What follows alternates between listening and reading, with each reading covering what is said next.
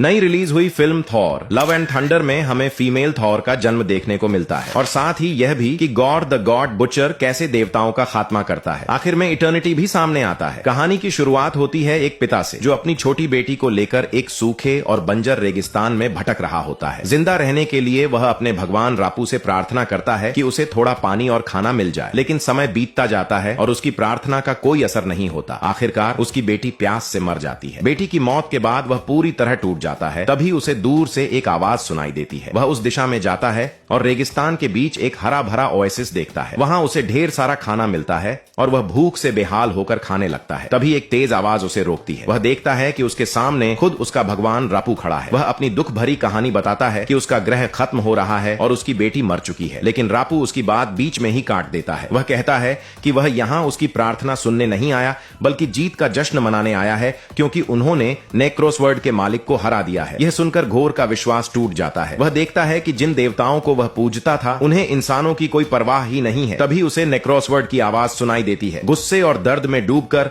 वह उस तलवार को उठा लेता है और रापू को मार देता है। इस तरह गॉर बन जाता है गॉड बुचर। दूसरी तरफ एंड गेम के बाद थॉर ने असगार्ड का राजा बनने से मना कर दिया और गार्डियंस ऑफ द गैलेक्सी के साथ जुड़ गया। इस दौरान वह खुद को फिट करने के लिए कड़ी ट्रेनिंग करता है, दिन रात मेहनत करता है, यहाँ तक कि स्टार लॉर्ड के स्पेसशिप से भी वर्कआउट करता है ताकि वह फिर से अपनी पुरानी फॉर्म में आ सके। कुछ समय बाद गार्डियंस को एक नया मिशन मिलता है। थोर भी अपना स्टॉर्म ब्रेकर उठाता है और एक्शन के लिए तैयार हो जाता है। वह बैटल में पहुंचता है जहां एक ग्रह के रक्षक देवता को मार दिया गया होता है और दुश्मन हमला कर रहे होते हैं। थॉर अपने ड्रामेटिक स्टाइल में एंट्री लेता है, पहले लंबा स्पीच देता है और फिर स्टॉर्म ब्रेकर के साथ जबरदस्त लड़ाई करता है। वह अकेले ही दुश्मनों का सामना करता है और आखिरकार उनके लीडर को हराकर बैटल खत्म कर देता है। हालांकि उसकी लड़ाई में राजा का महल भी टूट जाता है, लेकिन राजा खुश होकर उसे धन्यवाद देता है और बदले में उसे 2 बड़े और अजीब आवाज करने वाले जायंट गोट्स गिफ्ट करता है। जब थॉर वापस स्पेसशिप पर आता है तो ये गोट्स इतनी जोर जोर से चिल्लाते हैं कि पूरी टीम परेशान हो जाती है। थॉर उन्हें संभालने की कोशिश करता है, लेकिन तभी उन्हें एक और खबर मिलती है कि पूरे ब्रह्मांड में कई देवताओं को मारा जा रहा है। इस खबर में थॉर की दोस्त सिफ का नाम भी होता है। यह सुनकर थॉर तुरंत एक्शन लेने का फैसला करता है। स्टार लॉर्ड उसे सलाह देता है कि वे अलग अलग रास्तों पर जाएं ताकि ज्यादा लोगों की मदद कर सकें। इसके बाद थॉर और गार्डियंस अलग हो जाते हैं। थॉर स्टॉर्म ब्रेकर उठाता है, बायफ्रॉस्ट को समन करता है और तुरंत वहां से गायब हो जाता है।